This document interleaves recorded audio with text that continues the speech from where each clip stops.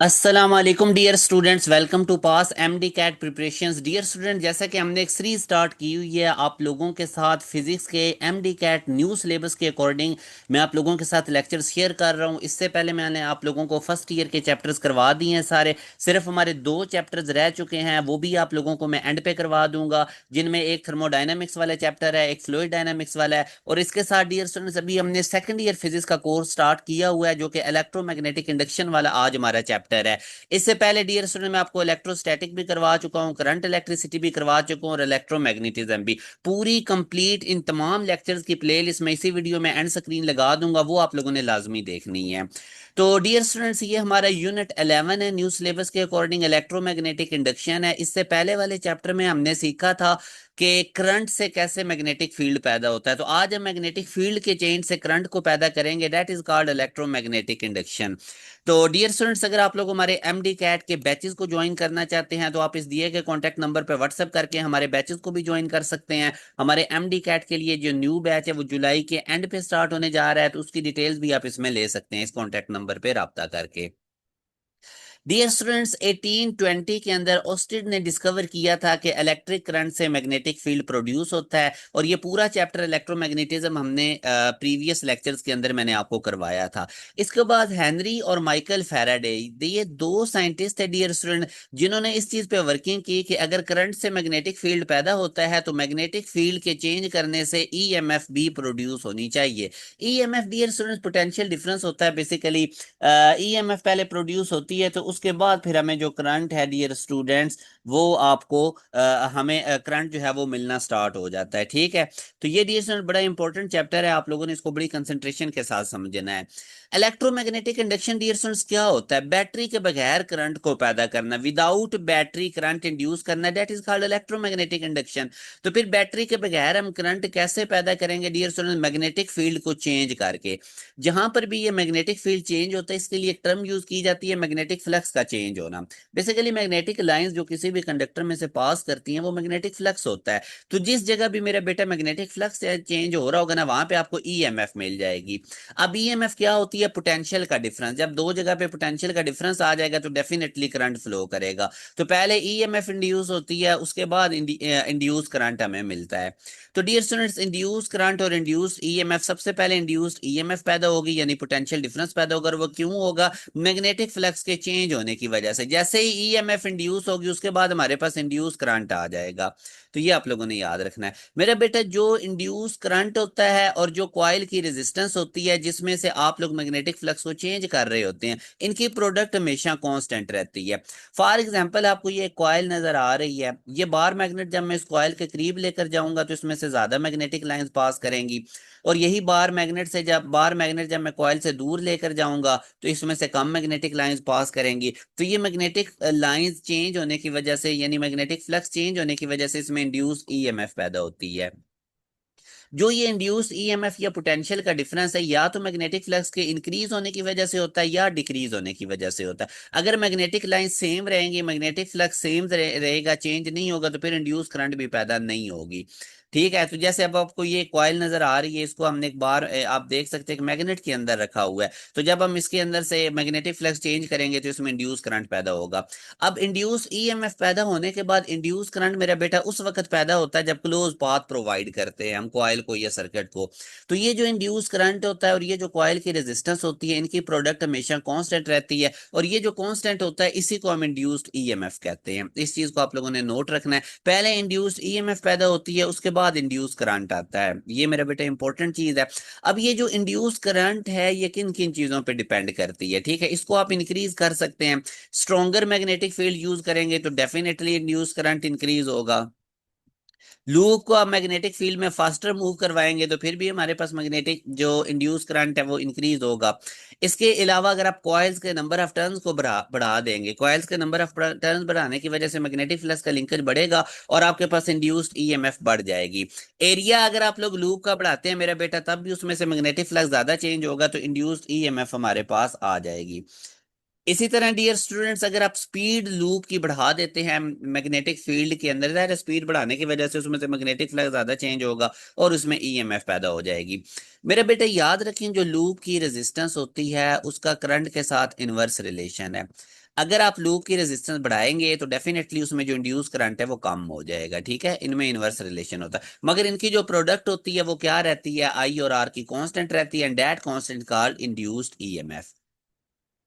Induce EMF को कितने factors effect करते हैं ये भी आपको पता होना चाहिए। उसी तरह speed of bar magnet, number of turns बढ़ाने से फ्लक्स का लिंकेज बढ़ेगा, स्पीड बढ़ाओगे मैग्नेटिक फ्लक्स ज्यादा चेंज होगा, और स्ट्रेंथ ऑफ मैग्नेटिक फील्ड। मेरे बेटा इसमें अभी एक बड़ा इंपॉर्टेंट पॉइंट है कि जो ईएमएफ होती है वो रेजिस्टेंस ऑफ द कॉइल पे डिपेंड नहीं करती। रेजिस्टेंस ऑफ द कॉइल के ऊपर सिर्फ इंड्यूस करंट डिपेंड करती है। अकॉर्डिंग टू दिस रिलेशन, अगर रेजिस्टेंस ऑफ द कॉइल ज्यादा होगा तो उसमें इंड्यूस करंट जो है वो कम होगा। इन दोनों के ऊपर दैट कांस्टेंट रहती है, दैट कांस्टेंट का इंड्यूस्ड ईएमएफ। तो याद रखें जो इंड्यूस्ड ईएमएफ है ये कॉइल की रेजिस्टेंस के ऊपर मेरा बेटा डिपेंड नहीं करती। जो इंड्यूस करंट है वो कॉइल की रेजिस्टेंस के ऊपर डिपेंड करती है। अब जैसे ये वाले क्वेश्चन आप लोग ट्राई करें, इनको देखें, ये पास्ट पेपर्स में भी आए हुए हैं। When a bar magnet is in motion relative to a coil and induced EMF produce, it does not depend upon. तो अभी मैंने आपको बताया था कि जो इंड्यूस्ड ईएमएफ होती है वो रेजिस्टेंस ऑफ द कॉइल पे डिपेंड नहीं करती। बाकी ये मैग्नेट के ऊपर डिपेंड कर रही होती है, मोशन ऑफ मैग्नेट पे भी डिपेंड कर रही होती है, और नंबर ऑफ टर्न्स के ऊपर भी। आगे वो कहता है to induce an EMF in a coil the linking magnetic flux. तो इंड्यूस्ड ईएमएफ अगर आप लोग चाहते हैं किसी भी कॉइल में पैदा हो तो या तो मैग्नेटिक फ्लक्स को डिक्रीज करें या इंक्रीज करें। इंक्रीज डिक्रीज मतलब चेंज करने से आपको मैग्नेटिक फ्लक्स मिले, इंड्यूस्ड ईएमएफ मिलेगी। अगर आप इसको कांस्टेंट रखेंगे तो फिर आपको इंड्यूस्ड ईएमएफ नहीं मिलेगी, ठीक है। तो ये इसका बेस्ट ऑप्शन है कि आपने अगर इंड्यूस्ड ईएमएफ पैदा करनी है तो या तो मैग्नेटिक फ्लक्स को इंक्रीज करें या डिक्रीज करें, मतलब उसका चेंज होना जरूरी है, ठीक है। अच्छा मेरे बेटा आगे अगर आप देखें तो हमारे पास एक स्ट्रेट कॉपर की वायर है, उसको हम मूव करवाते हैं यूनिफॉर्म मैग्नेटिक फील्ड के अंदर, और उसको हम कट कर देते हैं मैग्नेटिक लाइंस ऑफ फोर्स। तो मेरे बेटा याद रखो जब स्ट्रेट कॉपर वायर है उसमें से मैग्नेटिक फील्ड इस तरह से पास कर रहा है कि मैग्नेटिक लाइंस उसको कट करके जा रही हैं। इसका मतलब होता है जब भी कट का वर्ड आएगा तो इसका मतलब होता है मैग्नेटिक फ्लक्स उस कंडक्टर के अंदर चेंज हो रहा है, और जब मैग्नेटिक फ्लक्स उसके अंदर चेंज होगा तो फिर उसके अंदर क्या इंड्यूस्ड हो जाएगी, ईएमएफ इंड्यूस हो जाएगी, ठीक है। जहां पर भी मैग्नेटिक फ्लक्स चेंज हो रहा है ईएमएफ ने इंड्यूस होना है। मैग्नेटिक फ्लक्स चेंज होने का मतलब है कि मैग्नेटिक लाइंस जो है हमारे पास वो चेंज हो रही हैं। मेरे बेटा ईएमएफ इंड्यूस करने के ढेर सारे तरीके हैं, अल्टीमेटली आप लोगों ने मैग्नेटिक फ्लक्स को चेंज करना है। अब उसके ढेर सारे तरीके हैं। आप कंडक्टर को मैग्नेटिक फील्ड में मूव करवाने लग जाओ एक खास स्पीड के साथ, तो उससे जो ईएमएफ पैदा होगा उसका मोशनल ईएमएफ कहेंगे। आप कंडक्टर को अंदर स्टैटिक रखो और मैग्नेटिक फील्ड को चेंज करने लग जाओ, ठीक है। तो ये डिफरेंट वेज हैं ईएमएफ इंड्यूस करने के, तो उस हिसाब से फिर उसका नाम होता है। फॉर एग्जांपल आपके सामने ये एक ए बी कंडक्टर मेरा बेटा नजर आ रहा है, इसको आप मूव करवा रहे हैं राइट साइड पे, ठीक है, इधर। तो अब अगर आप देखें इसको जब आप मैग्नेटिक फील्ड में राइट साइड पे मूव करवाएंगे तो इसमें मैग्नेटिक फ्लक्स चेंज होगा, उस वजह से इसमें जो ईएमएफ पैदा होगी that is called motional EMF. तो मोशनल ईएमएफ का जब भी वर्ड आएगा तो मेरे बेटा आप लोगों ने याद रखना है कि कंडक्टर को मैग्नेटिक फील्ड में हम मूव करवा रहे हैं। अब मैंने आप लोगों को प्रीवियस लेक्चर इलेक्ट्रोमैग्नेटिज्म में जब single charge particle magnetic field में मूव करता है तो उस पे जो फोर्स एक्ट करती है उसकी डायरेक्शन के लिए राइट हैंड रूल समझाया था। अब अगर आप इस कंडक्टर को देखो ना मेरा बेटा, ये इसके अंदर ढेर सारे चार्ज पार्टिकल हैं, तो उनके ऊपर फोर्स किस डायरेक्शन में मैग्नेटिक फोर्स लगेगी, उसका राइट हैंड रूल का मैंने आपको तरीका बताया था कि जिधर कंडक्टर मूव करे, जिधर उसकी वेलोसिटी हो, वहां पे आप लोगों ने राइट हैंड की फिंगर्स करनी है। जिधर मैग्नेटिक फील्ड होगा वहां पे अपने राइट हैंड का पाम करना है। अब ये palm into the plane है, तो अगर आप अपने राइट हैंड की फिंगर्स आगे को करें, जिधर ये देखें ना राइट साइड पे, जिधर मैंने ये एरो बनाया है वो जिधर ये कंडक्टर मूव कर रहा है, तो राइट साइड की फिंगर्स उधर करें और जो पाम है वो इनटू द प्लेन करें, तो आपके पास जो थंब है वो अपवर्ड आएगा। मतलब मेरा बेटा इस कंडक्टर को जैसे ही आपने राइट साइड पे मूव करवाना है, इसके अंदर जितने भी चार्जेस हैं वो अपवर्ड मूव करने लग जाएंगे, उन पे मैग्नेटिक फोर्स अपवर्ड लगेगी। तो बी पॉइंट पे चार्जेस की कंसंट्रेशन बढ़ जाएगी, ए पॉइंट पे चार्जेस की कंसंट्रेशन कम है, तो इसका मतलब यहाँ पे चार्जेस ज्यादा, इधर चार्जेस कम, तो इस वजह से इनमें पोटेंशियल डिफरेंस क्रिएट हो जाएगा। That potential difference is called induced EMF. यानी आपने कंडक्टर को मूव करवाया मैग्नेटिक फील्ड में तो उसके अंदर इंड्यूस्ड ईएमएफ पैदा होगी। मैंने आपको लेक्चर के स्टार्ट में कहा था induced EMF is nothing but the potential difference. तो ये आप पोटेंशियल, अब ये अंदर क्या कहानी थी वो भी मैंने आपको समझाई कि मैग्नेटिक फोर्स तमाम चार्जेस पे अंदर एक्ट करती है और उनको एक जगह से उठा के दूसरी जगह पे उनकी कंसंट्रेशन को बढ़ा देती है, ठीक है। तो ये जो ईएमएफ इंड्यूस हुई है by the motion of the conductor बेटा, इसको हम क्या कहते हैं, मैग्नेटिक फील्ड, और इसको मोशनल ईएमएफ भी कहते हैं। मेरा बेटा इसका फार्मूला याद रखना है, minus VBL sine theta. Negative sine क्यों आया? ये जो इंड्यूस पहले तो इंड्यूस ईएमएफ पैदा हुई है ना, अब अगर आप इस इंड्यूस ईएमएफ को क्लोज पाथ देंगे, जैसे इधर एक क्लोज पाथ इसको मिला हुआ है, तो वो जो चार्जेस मेरा बेटा एक जगह पे इकट्ठे हुए हैं ना, ए पॉइंट से उठ के सारे बी पॉइंट पे आए हैं, तो वो इधर बी पॉइंट से पूरे क्लोज सर्किट में से मूव करके ए पे आना शुरू हो जाएंगे। फिर मैग्नेटिक फोर्स उनको ऊपर उठाकर ले जाएगी, तो इस तरह सर्किट में से करंट पास करने लगेगा। That current is called induce current. ये विदाउट बैटरी प्रोड्यूस हुआ है, सिर्फ और सिर्फ कंडक्टर की मूवमेंट की वजह से। तो मोशनल ईएमएफ का फार्मूला भी मेरा बेटा आप लोगों ने याद रखना है। अब हमारे पास इस कंडक्टर पे दो फोर्सेज एक्ट कर रही हैं। एक तो मैग्नेटिक फोर्स जो चार्जेस को ए पॉइंट से उठा के बी पर लेकर जा रही है। अब एक जगह पे पॉजिटिव चार्ज इकट्ठा हो रहा है बी पॉइंट पे, और एक जगह पे नेगेटिव चार्ज रह रहा है। जहां पे पॉजिटिव चार्ज चला जाए वहां पे नेगेटिव होता है। तो इलेक्ट्रिक फील्ड लाइंस हमारे पास बी पॉइंट से ए पॉइंट्स की तरफ होंगी। तो इस तरह दो फोर्सेज एक्ट करेंगी, एक इलेक्ट्रिक फोर्स एक्ट करेगी चार्जेस पे, और एक मैग्नेटिक फोर्स। इलेक्ट्रिक फोर्स क्यों एक्ट करेगी? कि ऊपर बी पॉइंट पे पॉजिटिव चार्ज इकट्ठा हो रहा है और ए पॉइंट पे नेगेटिव चार्ज, क्योंकि ए पॉइंट से पॉजिटिव चार्जेस उठ उठ के बी पॉइंट की तरफ जा रहे हैं। तो एक स्टेज जहां पर इलेक्ट्रिक और मैग्नेटिक फोर्स इक्वल हो, तो इन दोनों को इक्वेट कर दें, q E equal to q v B. Theta चूंकि कंडक्टर की लेंथ और मैग्नेटिक फील्ड के दरमियान 90 डिग्री है, इसलिए हमने साइन थीटा 91 हो गया। तो ये मेरे बेटा अब यहाँ से क्यू क्यू से कट जाओगे तो E equal to v B. तो ये वाला रिलेशन भी आपने याद रखना है, वेलोसिटी सिलेक्टर में ये यूज होता है। Velocity is the ratio of two field, electric field to magnetic field. अब मेरे बेटे इसमें से हम क्वेश्चंस करते हैं, जो मैंने आपको कॉन्सेप्ट दिया सिर्फ इस इमोशनल ईएमएफ में से आप लोगों ने ये वीबीएल वाला फार्मूला याद रखना है। अब इसमें वो कहता था EMF induced in a conductor of unit length, length भी यूनिट है, मूविंग विद यूनिट वेलोसिटी, यानी कंडक्टर को मैग्नेटिक फील्ड में मूव करवा रहा है, तो डेफिनेटली ये इमोशनल ईएमएफ का फार्मूला लगेगा। राइट एंगल है, मैग्नेटिक फील्ड किसके इक्वल होगा? तो मेरा बेटा ये वाला फार्मूला है। नेगेटिव साइन इग्नोर कर ले, हम सिर्फ मैग्नीट्यूड की बात करते हैं। तो अब इसमें देखें लेंथ भी वन है, ठीक हो गया।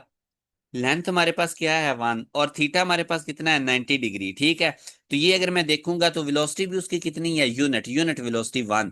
तो ये सारे 1 1 रखूंगा मैं, तो ई इक्वल टू बी, यानी मेरे पास जो मैग्नेटिक फील्ड है वो इंड्यूस्ड ईएमएफ की इक्वल है इस केस में, ठीक है। तो इसका ऑप्शन क्या हो जाएगा? और ये इंड्यूस्ड ईएमएफ मोशनल ईएमएफ है, क्योंकि जो कंडक्टर है वो मूव कर रहा है, कंडक्टर के मूव करने की वजह से ये जनरेट हुआ है, ठीक है। अच्छा, अब आप इसको वो कह रहे हैं कि अब ये यहाँ पे डियर स्टूडेंट्स इधर देखें, the EMF induce in a conductor of unit length moving with unit velocity, वो ईएमएफ का पूछ रहा है, ठीक है, कि ईएमएफ किसकी इक्वल होगी, ठीक है। तो अब ये जो ईएमएफ बेसिकली बी की इक्वल है, तो बी को हम क्या कहते हैं, मैग्नेटिक फ्लक्स डेंसिटी भी कहते हैं। तो ये ज्यादा बेस्ट ऑप्शन है, ठीक है। आई होप आप लोगों को अब ये क्लियर हो गया। अब मेरे बेटा अगर इस क्वेश्चन में आप देखते हैं ना, तो हमारे पास एक एरोप्लेन है, वो मूव कर रहा है towards north horizontally with a speed of, speed भी उसकी बता दी। अब देखो एरोप्लेन मेरा बेटा एक किस्म का मैग्नेटिक फील्ड में मूव कर रहा है, और वो मैग्नेटिक फील्ड कौन सा है? अर्थ का मैग्नेटिक फील्ड है। अब अगेन देखें, एरोप्लेन आपके पास कंडक्टर है, वो मैग्नेटिक फील्ड में मूव कर रहा है, तो उसमें मोशनल ईएमएफ पैदा होगी, ठीक है। और वर्टिकल कंपोनेंट हमने बता, और आगे वो कहता है वो जिस जगह मूव कर रहा है ना, वहां पे अर्थ के मैग्नेटिक फील्ड का वर्टिकल कंपोनेंट है। अब ये बात करने का पर्पज ये है कि वो आपको एंगल बता रहा है, ठीक है। ये इसकी वेलोसिटी वगैरह और मैग्नेटिक फील्ड में एंगल बता रहा है कि 90 डिग्री का, साइन 91 हो जाता है। मैग्नेटिक फील्ड की भी वैल्यू बता दी है, तो इंड्यूस्ड ईएमएफ आपसे पूछ रहा है, ठीक है। लेंथ भी बता दी है दो विंग में, 10 सेंटीमीटर, 10 मीटर। तो ये वाला मेरा बेटा बस फार्मूला लिखना और इसमें वैल्यूज प्लग इन करते जाना है। वी हमारे पास कितनी है 200, बी हमारे पास कितना है 0.5 10⁻⁻⁴, और लेंथ कितनी है 10, तो साइन थीटा कितना है 90 डिग्री, साइन 91 हो जाएगा। इसमें आप बेटा अगर आप देखोगे ना, मैं अगर इसका पॉइंट रिमूव करूं, ये 10 और ये 200, ठीक है। या आप एक और काम भी कर सकते हैं, ये पॉइंट रिमूव करें, इधर 10 आएगा, वो 10 200 से काट के हमारे पास क्या आ जाएगा 20, ये जो 20 लिखा हुआ है पीछे रह जाएगा 5 मल्टीप्लाई बाय 10⁻⁻⁴, और साथ 10 रह जाएगा। ये 10 20 से मल्टीप्लाई होके कितना हो जाएगा 200, 200 5 से मल्टीप्लाई होके कितना हो जाएगा, ठीक है। 200 को 5 से मल्टीप्लाई करें, 1000, 1000 को 10⁻⁻⁴, 1000 का मतलब होता है 10⁻3, और ये क्या है 10⁻⁴, तो इनका आंसर है कि 10⁻⁻1, जो कि 0.1 वोल्ट है, ठीक है। तो ये हमारे पास इसका फाइनल आंसर है। तो ये मेरा बेटा आप लोगों ने इस तरह से इन क्वेश्चन को करना। प्रीवियस क्वेश्चन भी बिल्कुल आसान था। प्रीवियस क्वेश्चन में वो कह रहा था ईएमएफ इंड्यूस होती है कंडक्टर में जिसकी यूनिट लेंथ है, moving with unit velocity at right angle to a magnetic field is equal to, तो वो जो इंड्यूस्ड ईएमएफ है वो बी की इक्वल आई है। और बी के तीन नाम होते हैं, इसको मैग्नेटिक फ्लक्स डेंसिटी भी कहते हैं, इसको मैग्नेटिक फील्ड भी कहते हैं, ठीक है। तो यहां से आप मैग्नेटिक इंडक्शन भी कहते हैं। तो उसने मैग्नेटिक फ्लक्स डेंसिटी, इसको इंड्यूस्ड ईएमएफ वो पूछ रहा था किसके इक्वल है, तो वो मैग्नेटिक फ्लक्स डेंसिटी के इक्वल है। ठीक है। अच्छा जी, अब मेरा बेटा आगे अगर मैं आप लोगों को लेकर चलता हूँ, इसको आप देखें। वो कहता है एक रॉड है, उसको हम ड्रैग करते हैं perpendicular through a magnetic field. Again conductor को मैग्नेटिक फील्ड में मूव करवा रहा है। मोशनल ईएमएफ का फार्मूला है। बी उसने दे दी है, एंगल उसने खुद ही बता दिया, परपेंडिकुलर मतलब 90 डिग्री का, साइन 91। वेलोसिटी भी बता दी है, लेंथ भी बता दी है। इंड्यूस्ड ईएमएफ पूछ रहा है, सिंपल वैल्यूज प्लग इन करनी है। ये देखो वी हमारे पास कितना है मेरा बेटा, देखो 25। अब देखो ना, ये आप लोगों के पास वी 25 सेंटीमीटर है। ठीक है, तो उसकी जगह इसको 100 से डिवाइड करें तो वो 0.25 आ गया। उसके बाद अगर आप इसका देखें बेटा, बी कितना है हमारे पास, 0.25, और लेंथ की वेलोसिटी कितनी है, 0.5। तो बस ये और साइन 90 डिग्री क्योंकि परपेंडिकुलर था। अब मेरा बेटा इसका मैं पॉइंट रिमूव करूंगा तो क्या आ जाएगा, 100। 25/100 1/4 होता है। और इसका भी अगर मैं बेटा पॉइंट रिमूव करूंगा तो ये भी क्या आ जाएगा, 125/100 क्या हो जाता है, 1/4। तो इसका अगर मैं पॉइंट रिमूव करूंगा तो ये 10 आ जाएगा। 5/10 क्या होता है, 1/2। तो ये अगर आप देखोगे ना मेरा बेटा, 1/4, 1/4 मल्टीप्लाई बाय 1/2, 1/32। तो 1/32 को बस आप लोगों ने सिंपल डिवाइड कर लेना है। 1 को अंदर रखें, 32 से बाहर डिवाइड करें, आगे वो आप लोगों का प्रोसीजर पता है। तो इसको सॉल्व करेंगे तो ये हमारे पास इसका आंसर आ जाएगा फाइनल। ठीक है, साइंटिफिक नोटेशन में उसको कन्वर्ट कर लेना है। आगे मेरे बेटा नेक्स्ट आ जाता है Faraday's law, and that is very very important. बेटा फैराडेज लॉ हमारे पास इसकी डेफिनेशन क्या है, आप इसकी मैथमेटिकल फॉर्म से इसको याद रखें कि जो भी किसी कंडक्टर में इंड्यूस्ड ईएमएफ पैदा होता है, ये डायरेक्टली प्रोपोर्शनल होता है बेसिकली उसमें rate of change of magnetic flux के। ठीक है, जितना ज्यादा उसमें मैग्नेटिक फ्लक्स चेंज होगा उतना उसमें इंड्यूस्ड ईएमएफ पैदा होगा। फैराडेज लॉ ने बेसिकली इंड्यूस्ड ईएमएफ को मैथमेटिकली कैलकुलेट करना हमें सिखाया था। तो ये बेसिकली जो इंड्यूस्ड ईएमएफ होती है बेटा, आप देख सकते हैं जो एवरेज ईएमएफ जो इंड्यूस होती है किसी भी कंडक्टिंग कॉइल में जिसमें एन लूप्स हैं, ये इक्वल होती है negative of the rate at which the magnetic flux through the coil is changing. तो ये देखिए negative of the rate at which the magnetic flux through the coil is changing.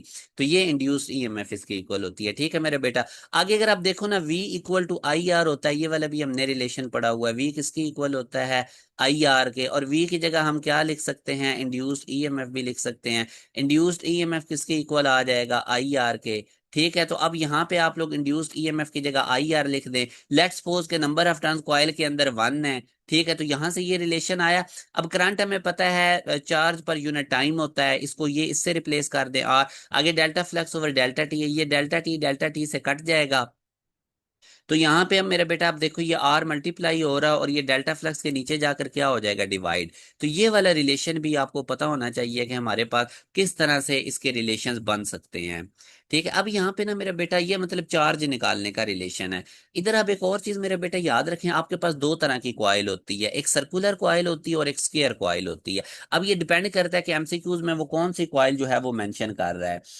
मेरा बेटा अब अगर आप देखो ना, हमारे पास अगर सर्कुलर कॉइल है, इंड्यूस्ड ईएमएफ का फार्मूला अभी आपने पढ़ा था अकॉर्डिंग टू फैराडेज लॉ।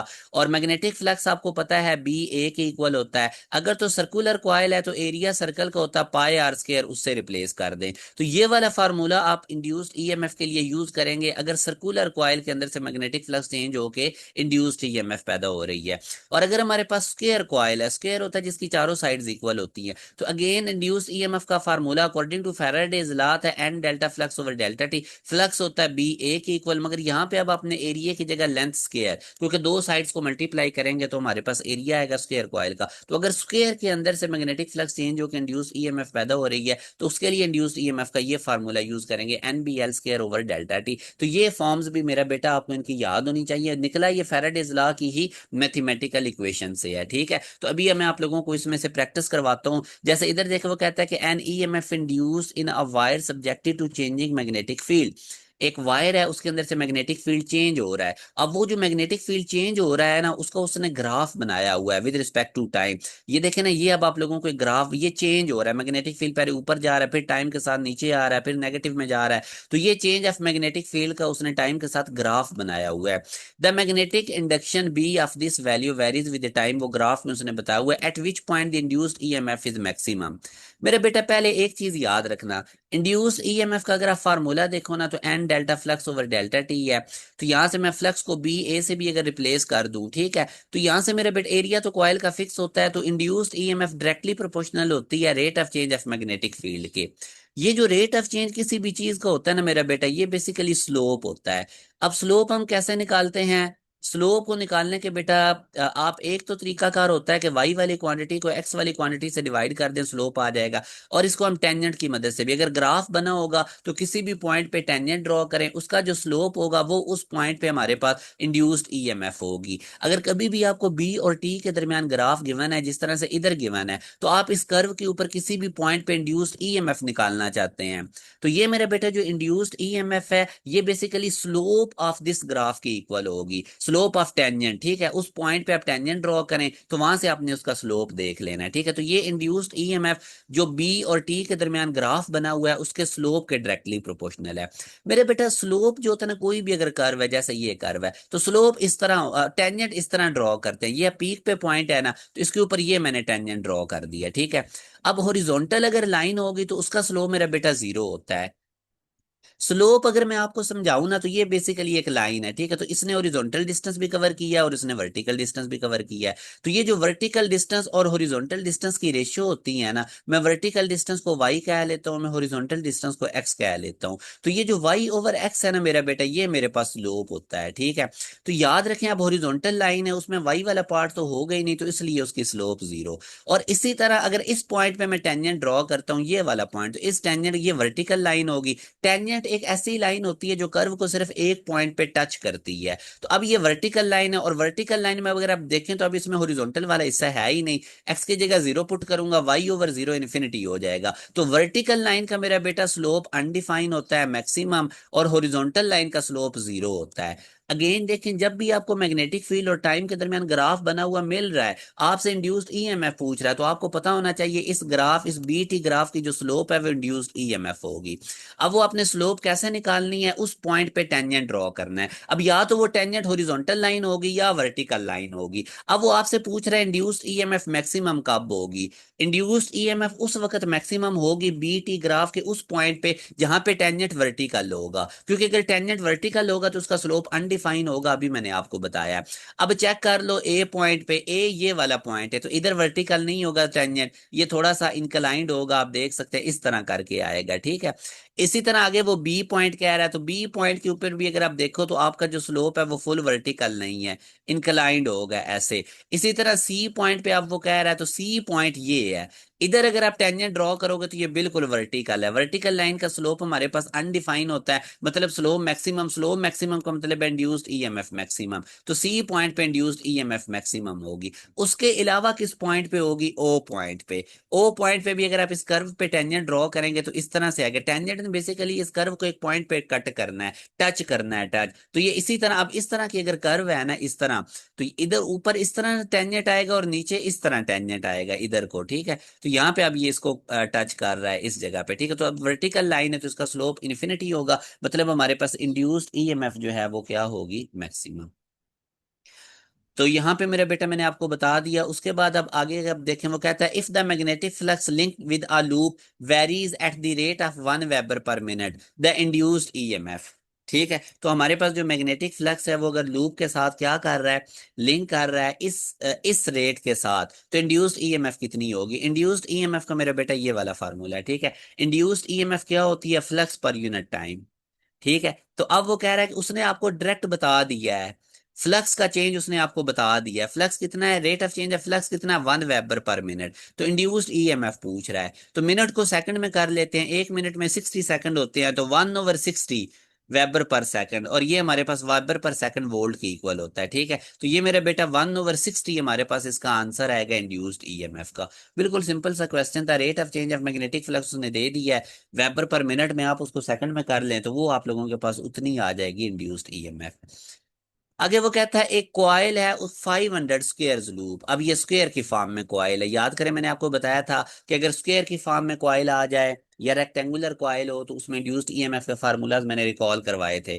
दोबारा आपको लेकर चलता हूँ उधर, ये देखें, स्क्वायर वाली अगर कॉइल होगी तो उसमें इंड्यूस्ड ईएमएफ का ये वाला फार्मूला था। ठीक है, अब इस क्वेश्चन में अगर आप मेरा बेटा देखते हो ना, तो ये स्क्वायर वाली कॉइल है, ये देखो 500 square loops, each of side, उसकी साइड कितनी है 10 centimetre, place to normal magnetic induction which increases at the rate of 1 tesla per second. ठीक है, द इंड्यूस्ड ईएमएफ कितनी होगी? तो अब आप देखो वो किस रेट के साथ है, 1 टेस्ला पर सेकंड। ये बी ओवर टी आपको डायरेक्ट गिवन है। अगर मैं मेरा बेटा आपको वो स्क्वायर वाली कॉइल के इंड्यूस्ड ईएमएफ का फार्मूला बताऊं तो इसमें बी ओवर टी उसने आपको डायरेक्ट दे दिया है, बी ओवर टी 1 गिवन है। ठीक है, तो इसकी जगह बी ओवर टी की जगह 1 आ जाएगा। नंबर ऑफ टर्न 500 है और लेंथ 10 सेंटीमीटर, उसको 100 पे डिवाइड कर लें तो 0.1, तो ये रिलेशन बनेगा। अब इसमें से भी ये 0.1 को अगर मैं 0.1 का स्केयर करता हूँ तो 0.01, इसका अगर मैं पॉइंट रिमूव करता हूँ तो 1 आ जाएगा, आगे दो जीरो आ जाएंगी और ये दो जीरो इस दो जीरो से कट जाएंगी, तो 5 वोल्ट मेरा बेटा इसका आंसर आएगा, जो कि हमारे पास अल्फा ऑप्शन में मौजूद है।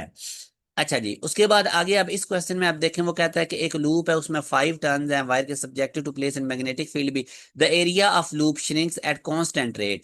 मेरे बेटे याद रखो, इंड्यूस्ड ईएमएफ प्रोड्यूस करने के ढेर सारे मेथड हैं। आप एक कॉइल है उसको मैग्नेटिक फील्ड में रख के उसका एरिया श्रिंक करें, कम करें, तब भी उसमें मैग्नेटिक फ्लक्स चेंज होगा, मैग्नेटिक लाइंस ऑफ फोर्स कम गुजरेंगी तो उसमें इंड्यूस्ड ईएमएफ पैदा हो जाएगा। अब ये जो उसका एरिया आप श्रिंक कर रहे हैं ना इस रेट से 10 मीटर स्क्वायर पर सेकंड, एरिया ओवर टाइम, ये ए ओवर टी आपको गिवन है। ठीक है, अगर मैं इंड्यूस्ड ईएमएफ का फार्मूला लिखता हूँ, फ्लक्स को रिप्लेस कर देता हूँ बी ए से, तो ये ए ओवर टी उसने आपको बता दिया कि किस रेट से वो एरिया श्रिंक कर रहा है। 10 मीटर स्क्वायर एरिया की यूनिट है, नीचे टाइम है, ईएमएफ हमने बतानी है, और बी हमें कितना गिवन है 0.5, नंबर ऑफ टर्न्स कितने हैं 5, तो बस मैंने इसमें वैल्यूज प्लग इन करनी है, नंबर ऑफ टर्न्स की जगह 5, ए ओवर टी कितना गिवन है, ए ओवर टी आप देख सकते हैं हमारे पास 10 गिवन है और बी कितना है 0.5, तो इस 0.5 का पॉइंट रिमूव करें, पॉइंट की जगह 1, 5 की जगह 0, 10 10 से कट जाएगा, 5 5 25 वोल्ट आंसर आएगा। ठीक है, ए ऑप्शन। इसी तरह मेरा बेटा अब ये वाला क्वेश्चन आप लोगों ने समझना है, जिसमें वो कहता है the flux linked with a coil at any instant T is given by, ये अब आप लोगों को मैग्नेटिक फ्लक्स उसने दे दिया है in terms of T equation. तो इंड्यूस्ड ईएमएफ हमारे पास कितना होगा 3 सेकंड बाद। मेरा बेटा आपको पता है कि जो इंड्यूस्ड ईएमएफ है वो rate of change of magnetic flux होता है, और रेट ऑफ चेंज के लिए एक लफ्ज यूज करते हैं डेरिवेटिव का, इस लफ्ज से आपने परेशान नहीं होना। तो बेसिकली याद रखें, जब भी आपको मैग्नेटिक फ्लक्स इस तरह टी की इक्वेशन की फॉर्म में दे दिया जाएगा ना, तो आप लोग उसका जब डेरिवेटिव लेंगे तो वो इंड्यूस्ड ईएमएफ आ जाएगा। फिर जितने टाइम पे वो पूछ रहा है टी की वो वैल्यू पुट कर देंगे तो इंड्यूस्ड ईएमएफ उस टाइम पे आ जाएगा। अब इसका आप लोगों को जब भी मैग्नेटिक फ्लक्स इस तरह टी फॉर्म में मेरा बेटा गिवन होगा, तो आप लोगों ने सिंपल क्या काम करना है, उसका डेरिवेटिव लेना है। अब बेटा इसमें आपने क्या करना है, ये इक्वेशन आपको नजर आ रही है, इसमें अब इसका जब डेरिवेटिव, याद रखें जब भी आपको मैग्नेटिक फ्लक्स इस तरह टी इक्वेशन की फॉर्म में गिवन है, आपने डेरिवेटिव लेना है। डेरिवेटिव कैसे लेंगे, जैसे ये 10 टी स्क्वायर है, तो ये जो स्क्वायर होगा ना इसको आपने इधर 10 से मल्टीप्लाई कर देना है। जब आप इसको 10 टी स्क्वायर में से ये स्क्वायर 10 से मल्टीप्लाई करेंगे तो इसकी जगह 20 टी आ जाएगा, और इधर जो टी लिखा होगा ना इस टी की जगह आपने 1 लिख देना है, T1, टी की जगह 1 लिखेंगे, वो 50 से मल्टीप्लाई होके 50 रहेगा। और डेरिवेटिव में जो अकेला कांस्टेंट नंबर होगा ना उसका डेरिवेटिव 0 होता है, बस इतना तरीका है। अब ये देखें, ये 2 जो था मैंने 10 से मल्टीप्लाई किया तो ये 20 टी बन गया, ये जो टी है इसकी जगह 1 लिख दिया, 150 से मल्टीप्लाई होके 50 बन गया, और ये अकेला कांस्टेंट 250 इसकी जगह 0। अब ये हमने इसका डेरिवेटिव ले लिया तो ये हमारे पास इंड्यूस्ड ईएमएफ आ गई है। इस तरह डेरिवेटिव लेते हैं। अब आपसे वो टी इक्वल टू 3 सेकंड पे पूछ रहा है, तो टी की जगह पे 3 पुट कर दें, तो इसकी जगह जब मैं 3 पुट करूंगा वो 23 से मल्टीप्लाई होकर 60, 60 माइनस 50 करूंगा तो 10, 10 इसकी जगह आएगा। अब मेरे बेटे जो इंड्यूस्ड ईएमएफ होती है वो negative of rate of change of magnetic flux की इक्वल होती है। आपने ये जो चीज निकाली है rate of change of magnetic flux निकाला है, जो कि इंड्यूस्ड ईएमएफ है, मगर वो इंड्यूस्ड ईएमएफ इस rate of change of magnetic flux के नेगेटिव के इक्वल है। तो ये अगर 10 आया है तो उसके साथ नेगेटिव लगा दें, तो -10 वोल्ट हमारे पास फाइनल इंड्यूस्ड ईएमएफ आएगी, जो कि हमारे पास बीटा ऑप्शन में मौजूद है। जब भी मेरे बेटा आप लोगों को मैग्नेटिक फ्लक्स इस तरह टी इक्वेशन के फॉर्म में गिवन होना, उसका डेरिवेटिव लें तो वो rate of change of flux आ जाएगा, delta flux over delta T, उसके साथ नेगेटिव साइन लगा देंगे तो वो इंड्यूस्ड ईएमएफ आ जाएगा। डेरिवेटिव मैंने आपको बता दिया कि एल टी होगा उसकी जगह 1 लिख दें, स्केयर होगा तो वो आगे मल्टीप्लाई कर दें 10 से, बाकी कोई एली कॉन्स्टेंट टर्म है तो वो 0 हो जाएगी। इसी तरह की इक्वेशन अगर उसने दी तो आपको देगा। आगे मेरे बेटा नेक्स्ट हमारे पास इंड्यूस करंट का कॉन्सेप्ट आ जाता है, और इसको एक्सप्लेन किया था लेंजेज ने, तो ये आपने बड़े ध्यान से समझना है। बेटा जो लेंजेज ला है ना, ये सिर्फ और सिर्फ इंड्यूस करंट की डायरेक्शन हमें बताता है, ठीक है। सिर्फ और सिर्फ ये इंड्यूस करंट के लिए। और याद रखें बेटा, जो बैटरी के बगैर हम इंड्यूस करंट पैदा करते हैं ना, मैग्नेटिक फ्लक्स को चेंज करके, वो हमेशा अपनी अपोज को कॉज, अपनी चेंज को अपोज करती है। अब ये तो आपको पता है ना कि इंड्यूस करंट पैदा होता है, पहले तो ज़ाहिर इंड्यूस्ड ईएमएफ पैदा होता है, फिर इंड्यूस करंट पैदा होता है, अगर हम उसको क्लोज पाथ दे दें। तो वो इंड्यूस करंट पैदा होता है मैग्नेटिक फ्लक्स के इंक्रीज या डिक्रीज होने की वजह से। तो वो जिस वजह से भी पैदा हो रहा है, उसने अपनी कॉज को अपोज करना है। फॉर एग्जाम्पल, अगर मैग्नेटिक फ्लक्स जो है हमारे पास, उसके इंक्रीज होने की वजह से इंड्यूस करंट पैदा हुआ है, तो जो इंड्यूस करंट का डायरेक्शन होगा वो इस तरह से होगा कि वो मैग्नेटिक फ्लक्स को डिक्रीज करेगा, ठीक है। और अगर मैग्नेटिक फ्लक्स को डिक्रीज करके आप इंड्यूस करंट पैदा कर रहे हैं, तो इंड्यूस करंट मेरा बेटा इसकी डायरेक्शन इस तरह से होगी कि वो इस मैग्नेटिक फ्लक्स को इंक्रीज करेगा। ये इसका मतलब है कि ये अपनी कॉज को क्या करता है, अपोज करता है। अब ये जो दो कॉइल्स हैं, इनकी मदद से मैं आप लोगों को ये समझाता हूँ। अब मेरे बेटा, ये आप लोगों को एक कॉइल नजर आ रही है, और इस कॉइल के करीब मैं बार मैग्नेट लेकर जा रहा हूँ। ये इसका नॉर्थ पोल है, ये इसका साउथ पोल है। नॉर्थ पोल से हमें पता है मैग्नेटिक लाइंस बाहर को निकलती हैं। जब ये नॉर्थ पोल इस कॉइल के करीब पहुंचेगा, तो इसमें मैग्नेटिक फ्लक्स इंक्रीज होगा। मेरा बेटा, अब इसमें जो इंड्यूस करंट पैदा होगा, जाहिर है मैग्नेटिक फ्लक्स चेंज हो रहा है, और ये जो कॉइल है ये है भी क्लोज लूप में, एक क्लोज पाथ बना रही है, तो इसमें मैग्नेटिक लाइन चेंज होने की वजह से इसमें इंड्यूस करंट पैदा होगा। अब ये बेसिकली आपके पास एक करंट कैरिंग कॉइल बन गई है। इलेक्ट्रोमैग्नेटिज्म में मैंने आपको समझाया था कि जो करंट कैरिंग कॉइल होती है, उसके अंदर भी एक मैग्नेटिक फील्ड पैदा होता है, वो भी बार मैग्नेट की तरह बिहेव करती है। अब उसमें करंट की डायरेक्शन में अगर हम अपनी फिंगर्स को करते हैं, तो जो थंब होता है वो उस करंट कैरिंग कॉइल का नॉर्थ पोल हमें बताता है। फॉर एग्जांपल, अगर आप मैं इस डायरेक्शन में इसमें करंट एज्यूम करता हूं, और आप करंट की डायरेक्शन में फिंगर्स कर्ल करें, तो मैग्नेटिक लाइंस आपको इधर को जाती नजर आएंगी। क्यों? क्योंकि थंब आपका इस साइड पे बनेगा, मतलब नॉर्थ पोल इधर को है। अब मेरा बेटा बात समझें, जो ये करंट कैरिंग ये जो कॉइल है, सिंपल कॉइल है, इसमें इंड्यूस करंट क्यों पैदा हुआ? बार मैग्नेट का इसके करीब आने की वजह से। तो अब इसके अंदर करंट किस डायरेक्शन में होगी? अगर आप पीछे घड़ी इमेजिन करें, तो इसमें करंट मेरा बेटा इस तरह एंटी क्लॉकवाइज डायरेक्शन में पैदा हो, तो तब भी अगर आप इधर फिंगर करें, तो इसका जो नॉर्थ पोल है वो इस डायरेक्शन में बनेगा। और ये वाला नॉर्थ पोल जो इस करंट कैरिंग कॉइल का है, ये इस बार मैग्नेट के नॉर्थ पोल को रिपेल करेगा, क्योंकि जो दो पोल एक जैसे होते हैं वो एक दूसरे को रिपेल करेंगे। अब इंड्यूस करंट की डायरेक्शन इस तरह से है कि ये अपनी कॉज को अपोज कर रही है, करंट कैरिंग कॉइल। ये जो इंड्यूस करंट था, ये बार मैग्नेट के करीब आने की वजह से प्रोड्यूस हुआ था, तो करंट एंटी क्लॉकवाइज डायरेक्शन में इसमें प्रोड्यूस होगा, तो तभी इधर भी इसका नॉर्थ पोल बनेगा, और वो इस बार मैग्नेट को रिपेल करेगा। अब अगर आप कहते हैं कि चलो इसमें करंट क्लॉक वाइज हम करते हैं, तो अब अगर आप मेरा बेटा करंट की डायरेक्शन में अपनी फिंगर कर्ल करेंगे ना, ठीक है, इधर नीचे को, तो आपका इसका करंट कैरिंग कॉइल का नॉर्थ पोल इधर बन जाएगा, और साउथ पोल इसका इधर बनेगा इस बार मैग्नेट के नॉर्थ पोल की तरफ, और ये इसको अट्रैक्ट करेगा। जबकि इसमें करंट प्रोड्यूस होने की रीजन क्या थी? बार मैग्नेट का करीब आना। तो अब इसकी डायरेक्शन तो इस तरह से होनी चाहिए कि ये बार मैग्नेट को रिपेल करे, इधर नॉर्थ पोल बनाए, और अगर ये इधर साउथ पोल बनाएगी तो ये इसको दोबारा से अट्रैक्ट करेगी। तो ये लेंज लॉ का रूल है कि ये अपनी कॉज को अपोज मेरा बेटा करता है। आई होप आप लोगों को मेरा पॉइंट क्लियर हुआ है। मैं ना आपको इसका, अगर आपको ये नहीं भी समझ आया, मैं आपको इसका एक शॉर्टकट बता देता हूँ, ये आपको राइट एंड रूल का चक्कर ही नहीं पड़ेगा, मैं आगे चल के आपको बताता हूँ। मेरे बेटे, लेंथ इज लॉ कोऑर्डिनेट्स होता है with the law of conservation of energy, ठीक है, ये आपको भी अंदाजा भी हो गया होगा। तो ये एमसीक्यूज अक्सर वो पूछ लेते हैं कि लेंथ इज लॉ किस लॉ पे डिपेंड करता है, तो ये मेरे बेटा law of conservation of energy के ऊपर डिपेंड करता है। मैं अब आपको ना इसका शॉर्टकट बताता हूँ। ये आप लोगों को एक कॉइल नजर आ रही है नीचे, और इसके ऊपर बार मैग्नेट नीचे की तरफ आ रहा है, ये इसका साउथ पोल है और ये इसका नॉर्थ पोल है। अब आपका क्वेश्चन भी यही है कि एक मैग्नेट है वो फॉल कर रहा है, ठीक है, एक along the axis of the ring, ये रिंग है आपको नीचे नजर आ रही है, और ये इसका एक्सिस है, तो इसके अलोंग हमारे पास एक बार मैग्नेट फॉल कर रहा है, तो इसके अंदर जो करंट जनरेट होगा और एक्सेलरेशन जो होगा वो किस तरह से होगा? मेरा बेटा, ये वाला शॉर्टकट याद रखें। अगर तो जो बार मैग्नेट कॉइल की तरफ गिर रहा है, अगर उसका साउथ पोल कॉइल की तरफ है, तो उसमें क्लॉकवाइज डायरेक्शन में करंट पैदा होगा। और वो जो बार मैग्नेट है, अगर उसका नॉर्थ पोल कॉइल की तरफ है, तो फिर उसमें एंटी क्लॉकवाइज डायरेक्शन में करंट पैदा होगा। अच्छा, क्लॉकवाइज एंटी क्लॉकवाइज बड़ी आसान होता है। जैसे अब ये कॉइल है ना, आप इसके पीछे घड़ी इमेजिन करें। अब इस डायरेक्शन में अगर करंट जा रहा है, तो इसका मतलब है कि ये घड़ी के क्या जा रहा है? अपोजिट।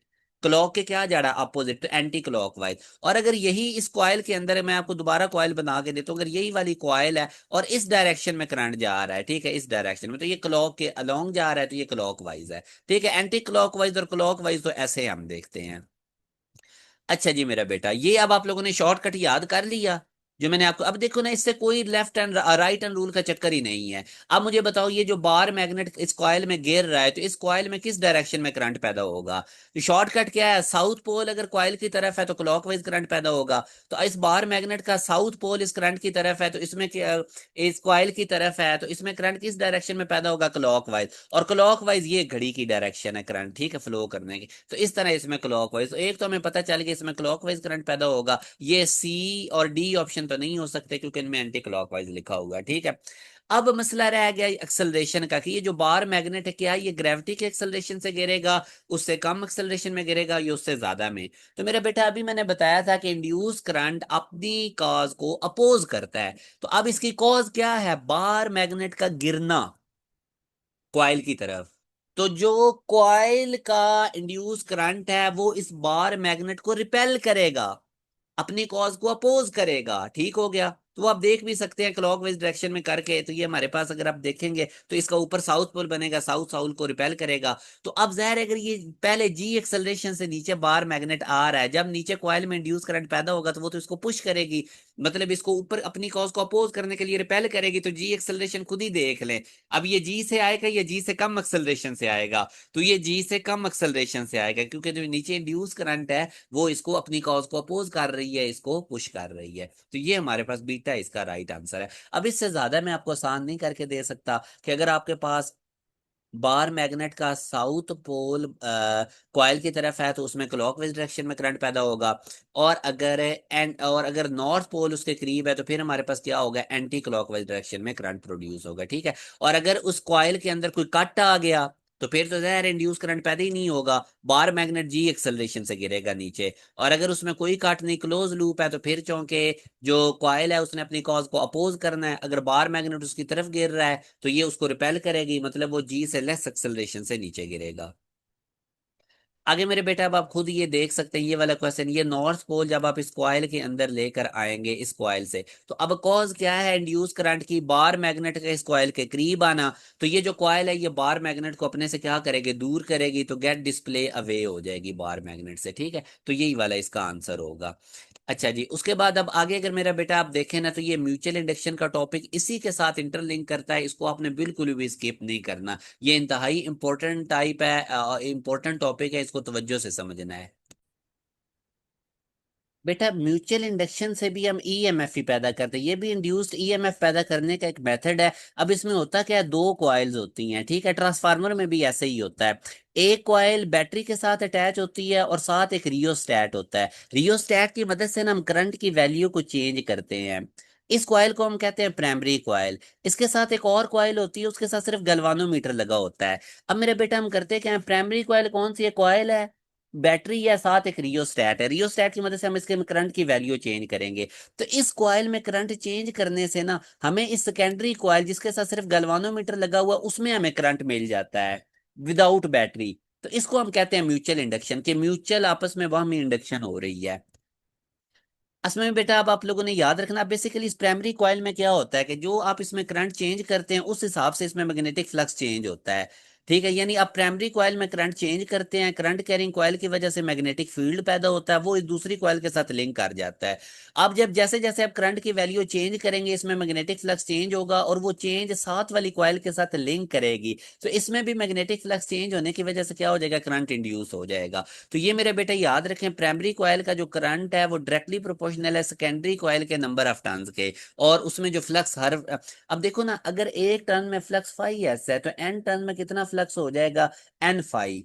अब सेकेंडरी कॉइल है तो साथ एस एस लिख दो। तो प्राइमरी कॉइल का जो करंट है वो डायरेक्टली प्रोपोर्शनल है सेकेंडरी कॉइल के मैग्नेटिक फ्लक्स चेंज होने के। डायरेक्टली का साइन हटाएंगे तो एम आ जाएगा, ये एम हमारे पास म्यूचुअल इंडक्शन है मेरा बेटा, ठीक है। इसकी वैल्यू भी आप लोग यहाँ से निकाल सकते हैं।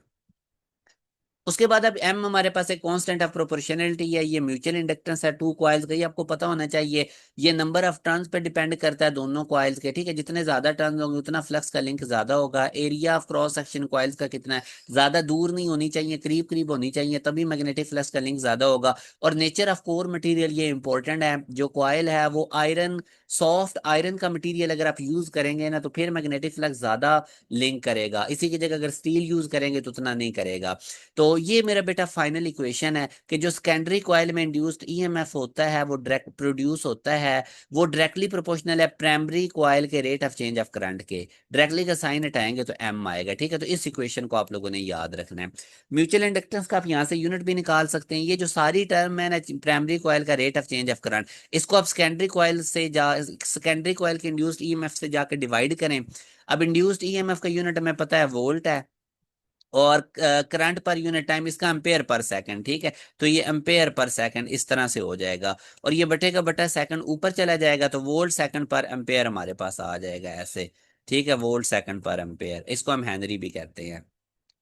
आगे मेरे बेटा हेनरी आप डिफाइन भी कर सकते हैं यहाँ से कि अगर इंड्यूस्ड ईएमएफ सेकेंडरी कॉइल में 1 वोल्ट का पैदा होता है, rate of change of current आप करते हैं 1 एम्पेयर पर सेकंड से, ठीक है। तो इससे आपके पास म्यूचुअल इंडक्टेंस पैदा हो जाएगी 1 हेनरी की, ठीक है। तो यही मैंने बताया कि अगर rate of change of current हमारे पास 1 एम्पेयर पर सेकंड है प्राइमरी कॉइल में, और उस वजह से जो ईएमएफ पैदा हो रही है वो 1 वोल्ट की है, तो उसमें हम कहेंगे कि जो म्यूचुअल इंडक्टेंस है वो 1 हेनरी की है। अब इसमें से मेरे बेटा आप देख सकते हैं, ये एक्सपेरिमेंटल अरेंजमेंट आपके सामने है। वो कहता है कि there is a steady reading in galvanometer as long as S is close. अगर हम एस स्विच को क्लोज कर देते हैं तो ये जो गैल्वानोमीटर में इसमें स्टेडी रीडिंग हमें मिलेगी। अच्छा मेरे बेटा एक चीज याद रखो, अभी ये ओपन सर्किट है, आप जैसे ही इसको क्लोज करोगे ना तो इसमें से करंट थोड़ी देर के लिए फ्लो करेगा। वो करंट फ्लो करने से इसमें मैग्नेटिक फ्लक्स चेंज होगा और वो साथ वाली कॉइल के साथ लिंक करेगा और इसमें भी करंट आ जाएगा। मगर अगर आप स्विच को क्लोज करके ही रखते हैं ना तो फिर करंट कांस्टेंट हो जाएगा, मैग्नेटिक फ्लक्स भी कांस्टेंट हो जाएगा, चेंज नहीं होगा। इस वजह से इस दूसरी कॉइल में इंड्यूस्ड ईएमएफ पैदा नहीं होगी। इस दूसरी कॉइल में इंड्यूस्ड ईएमएफ उसी वक्त पैदा होगी, इंड्यूस करंट उसी वक्त पैदा होगा जब आपने इस स्विच को या क्लोज करना है या ओपन करना है। अब ओपन करके छोड़ देंगे तब भी मैग्नेटिक फ्लक्स नहीं चेंज होगा और साथ वाली कॉइल के साथ लिंक भी नहीं करेगा।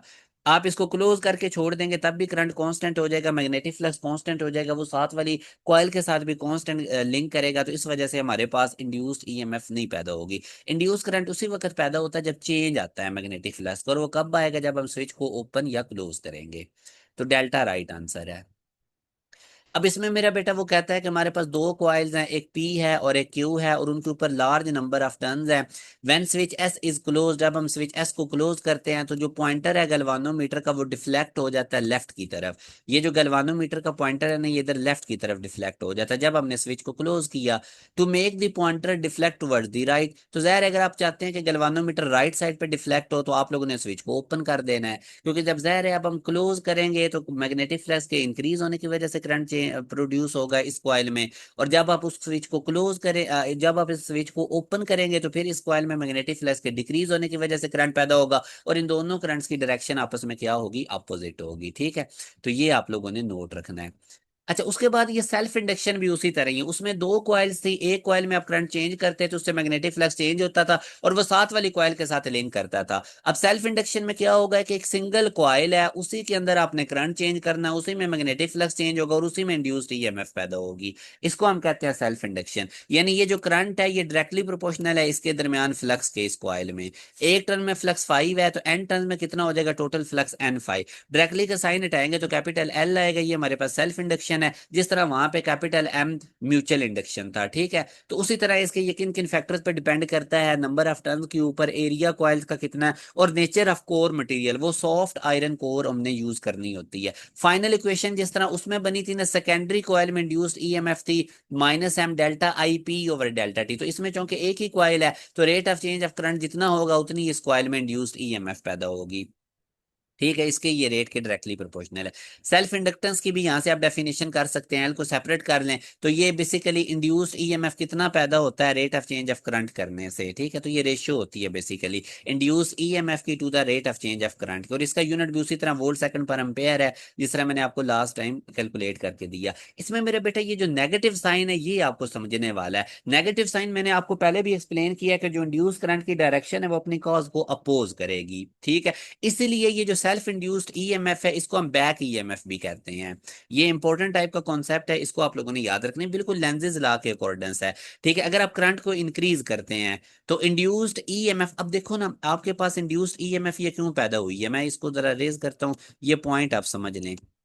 ये इंड्यूस्ड ईएमएफ कब पैदा होगी, करंट के चेंज करने से उसी कॉइल में। अब अगर आप करंट को इंक्रीज करोगे तो इंड्यूस्ड ईएमएफ की डायरेक्शन इस तरह से होगी कि ये इस करंट को क्या करेगी, डिक्रीज।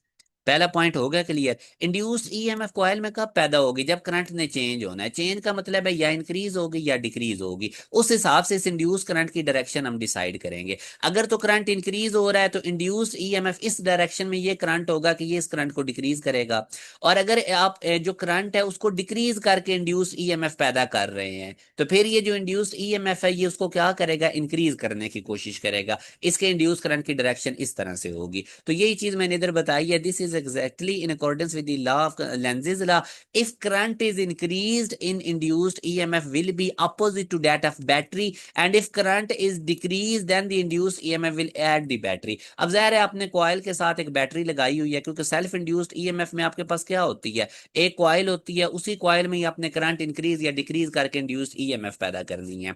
अब मेरा बेटा अगर तो आप इसमें करंट डिक्रीज करके इंड्यूस्ड ईएमएफ पैदा कर रहे हैं ना, तो उस इंड्यूस करंट की इस तरह से डायरेक्शन होगी कि वो करंट को डिक्रीज करने की कोशिश करेगी और बैटरी के अपोजिट जाएगी।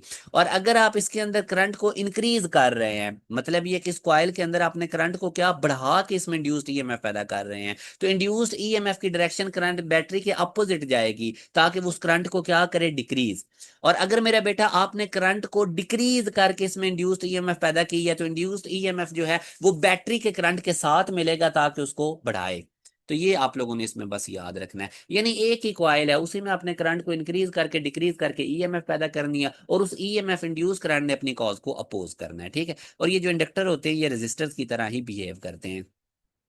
अब मेरे बेटा आप देख लें कि करंट है, उसमें करंट एक कॉइल में करंट चेंज हो रहा है 8 एम्पेयर टू 2 एम्पेयर, टाइम भी उसने बता दिया। इंड्यूस्ड ईएमएफ कॉइल में 2 वोल्ट की है। सेल्फ इंडक्टेंस आपने निकालनी है तो सेल्फ इंड्यूस्ड ईएमएफ का फार्मूला लगाएं, एल आपने निकालना है। करंट कितना चेंज हुआ है, 8 एम्पेयर से अगर 2 एम्पेयर हुआ है तो चेंज कितना आ जाएगा, 8 - 2 करेंगे तो 6 का आ गया। टाइम भी गिवन है, इंड्यूस्ड ईएमएफ ने बता दी, एल को सेपरेट कर लें, ये सारा फैक्टर 2 से जाके मल्टीप्लाई हो जाएगा। तो 3 2 6 मल्टीप्लाई बाय 10⁻², ये 6 L से मल्टीप्लाई हो रहा है, L को सेपरेट कर लें, 6 डिवाइड हो गया, 6 से कट जाएगा। तो आप यहाँ से मेरा बेटा देख सकते हैं कि 10⁻² हेनरी, मगर उसने आंसर पूछा है मिली हेनरी में। तो मेरा बेटा हेनरी ने जब मिली में जाना है ना, तो बड़ा यूनिट जब छोटे की तरफ जाएगा तो डायरेक्ट मल्टीप्लाई होगा। एक हेनरी में 1000 मिली हेनरी होते हैं, तो इस 10⁻² को 1000 यानी 10⁻³ से मल्टीप्लाई कर दें तो ये मिली हेनरी में कन्वर्ट हो जाएगा। तो इसका फाइनल आंसर मेरे पास 10 मिली हेनरी आएगा। हेनरी ने मिली हेनरी में जब जाना है ना तो उसने 1000 से मल्टीप्लाई हो जाना है। हाँ, मिली हेनरी ने हेनरी में जाना होता तो उसने 1000 से डिवाइड हो जाना था। बड़ा बंदा छोटे की तरफ जाएगा वो डायरेक्ट मिल लेगा, मल्टीप्लाई होगा। छोटे ने बड़े की तरफ आना है तो वो डिवाइड होके मिलेगा, दो और लोगों को मिल के फिर बड़े तक पहुंचेगा।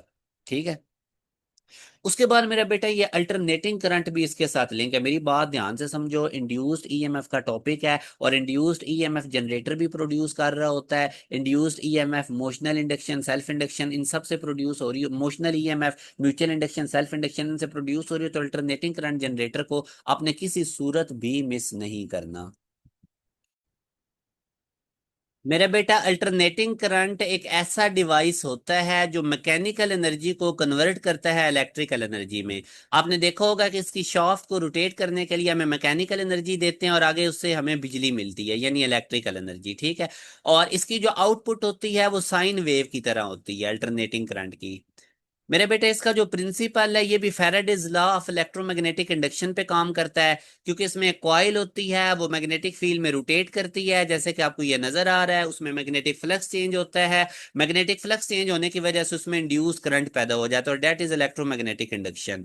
इसके बाद अगर हम इस कॉइल को रोटेट करते हैं मैग्नेटिक फील्ड में बाय सम मैकेनिकल मींस, तो मैंने कहा कि उसमें मैग्नेटिक फ्लक्स चेंज होता है और उसमें इंड्यूस्ड ईएमएफ होता है, जो मैं अभी आपको बता रहा था। अब अगर आप इसकी कंस्ट्रक्शन में देखें तो इसमें एक आर्मेचर होती है, आर्मेचर में नंबर ऑफ कॉइल्स, जैसे मैंने अभी बताया।